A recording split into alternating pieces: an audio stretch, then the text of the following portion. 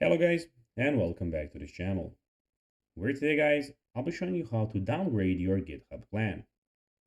So guys, the first thing that you of course need to do is go to Google and type in github.com. After that, you just need to go and log into your profile or register to GitHub if you haven't already done that, of course. But now guys, let's see what we actually have in front of us here. So as you can see, on the top left corner, we have the home, issues, and all those things here. And in the top right corner, we have everything about your profile. Your profile picture, your profile, we have your project and everything settings here. But now guys, let's see how you can actually go and downgrade your GitHub plan. So it is pretty easy and you just need to go and follow these few steps to know how to do it in no time. So to do it, you just need to go to the top left corner of your website and click here on these three lines.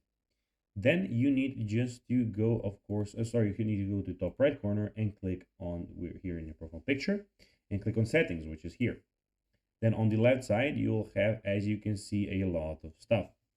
Where you need to go and click on is where you have the access. So as you can see here, you need to go and click on billing and plans. Then out of all of these three options, you need to click on plans and usage. After that, as you can see, you have the upgrade button here where you can go and upgrade your plan.